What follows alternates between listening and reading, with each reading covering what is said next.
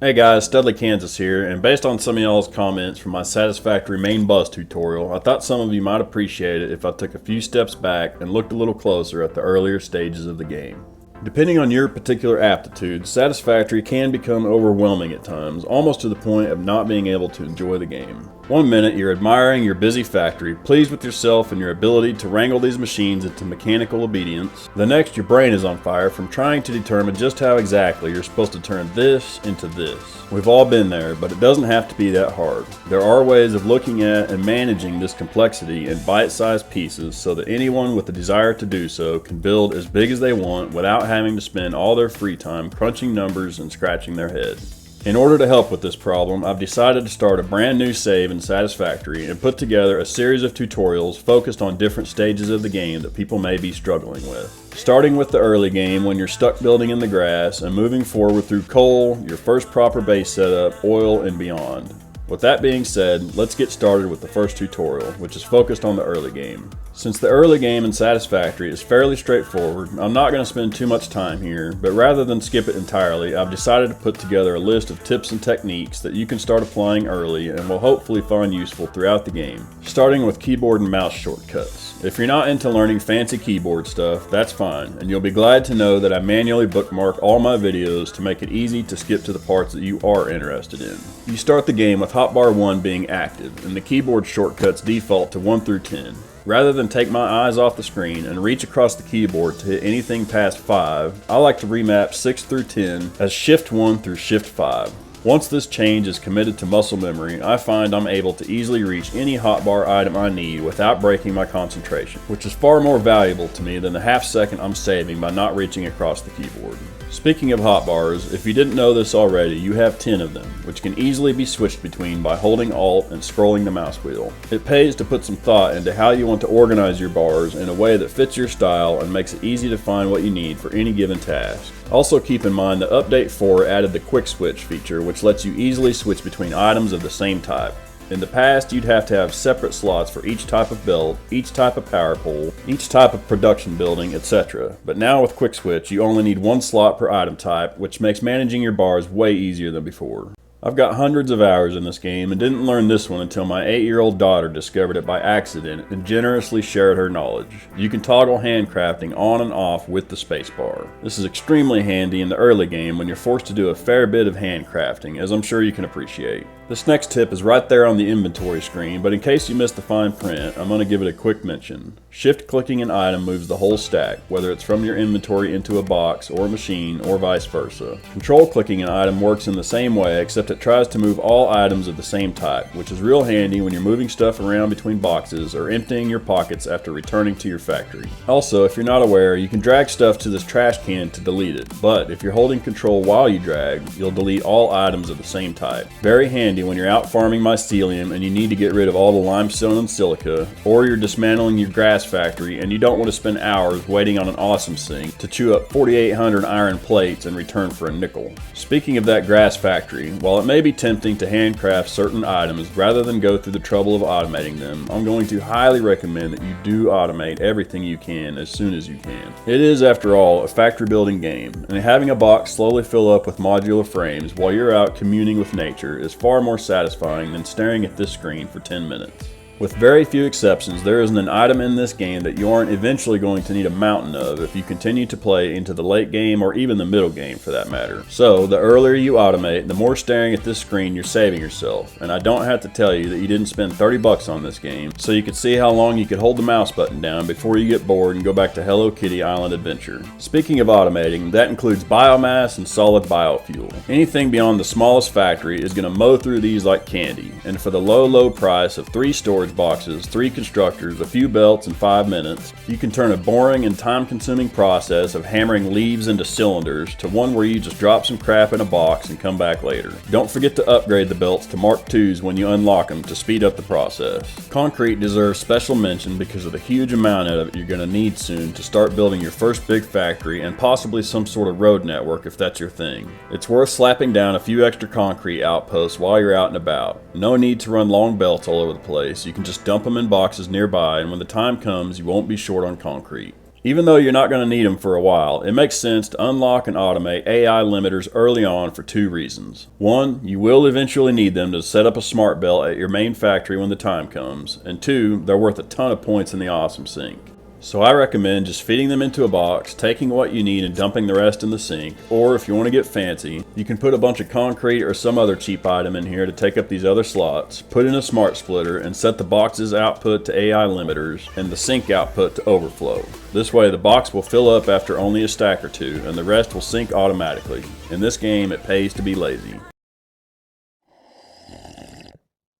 Since I mentioned unlocking AI limiters, let's also talk about some other key MAM items that you'll want to unlock ASAP. The map is pretty far down the quartz tree, but it's still unlockable early as long as you've automated at least as far as reinforced plates while not neglecting to also automate quartz crystals. After that, it's easy enough to handcraft a couple oscillators for the unlock. Alien Organisms has some handy ones like extra inventory space and an additional hand slot, but the big winner here is probably the Rebar gun. While it's pretty damn slow, it also hits like a truck and is the safest way of dealing with some of the more cantankerous forms of wildlife like this alpha hog, as long as you remember to not let them do this. The Caterium tree has several really important unlocks that you'll want to get your hands on as soon as you're able. The Zipline gives you a slick and fun way of getting around, the AI limiter and smart splitter were already mentioned, and last but not least, the sooner you can slip into your first pair of Blade Runners, the sooner you can stop walking around like a peasant. At some point in this early stage, it makes sense to go off adventuring to try and find as many hard drives as possible so you can unlock all your favorite alternate recipes. Ideally, you want to do this before you start building your first real factory, and for the record, if it's sitting in the grass, it's not real as per my definition. To speed up this process, as soon as you get a hold of a hard drive, you can build a MAM right there in the field, start scanning the drive, and immediately dismantle the MAM and be on your way. The now non-existent MAM will continue to scan the hard drive, and you'll get a notification when it's finished, just like normal. At that point, wherever you happen to be, just bust out another MAM and there you go. Scan complete, choose a recipe, and pop in another drive. While we're on the subject of hard drives, if you don't already know, some of them are in some pretty tricky places, and it pays to know a few different ways of getting around to make it a little easier. The Zipline, for example, is a pretty slick way of getting across difficult terrain, especially when it involves going up or down large distances. Just slap down a pole next to you and another in the place you want to be, and off you go. The poles don't even need power to work. The poles and wires you need also don't ugly up the landscape as much as a bunch of ramps and foundations do, if that's a concern for you. If the game is being picky and not letting you stick a pole where you want, you can build a temporary ladder or ramp system to get where you need to be in order to place the pole.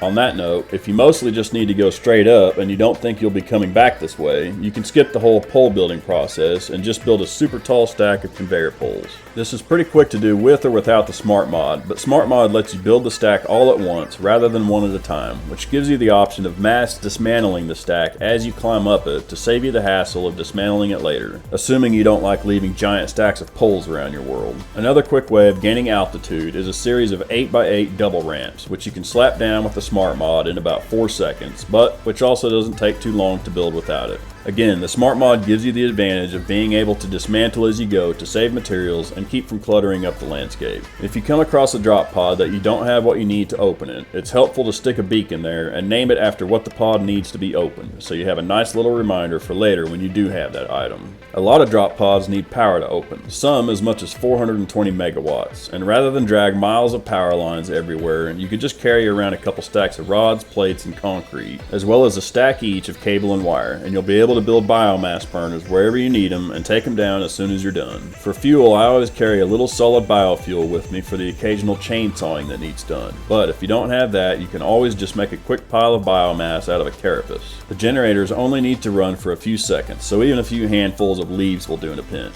I got one more tip for hard drives, but I only recommend it to people who've been there and done that several times and just want to speed the process up. That tip would be the interactive map at satisfactorycalculator.com. Not only can it show you the location of every drop pod in the game, you can also upload your save file to it and it'll gray out all the drives you've already collected. But it's way more fun to find them either on your own or with the help of the object scanner. So again, I don't recommend it unless this is your second or third playthrough. With all this talk about hard drives, it seems like a good time to talk a little little about the alternate recipes that you'll be getting from them. These alternates can give you advantages like faster crafting speed, simplifying production, using fewer resources, or maybe using more of a common resource and less of a rare one. Almost all of them are better in at least one way than the default recipes, but some are most definitely better than others, and some are borderline not worth messing with. While you can get a pretty good idea whether you like a recipe just by checking it out on the MAM screen, in many cases there are far more variables involved than you're going to be able to casually consider while staring at the MAM.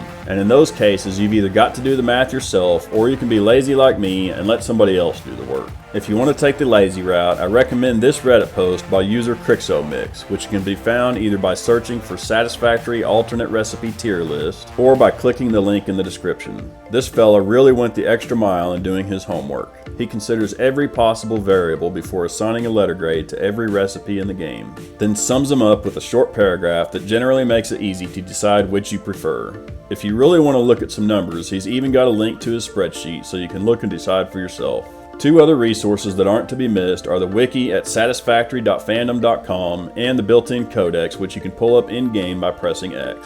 One last tip I want to throw in is that the interactive map I mentioned earlier can also show you the locations of all the resource nodes, which makes it immensely helpful in determining where you want to build your next factory. If you're thinking about a huge iron smelting facility, turn on iron and look for a bunch of pure nodes close to each other. If you're about to build a giant coal-fired power plant instead, then turn on coal and look for a big body of water that has a lot of it nearby. You can save yourself hours of running belts and pipes by scouting a proper location here beforehand.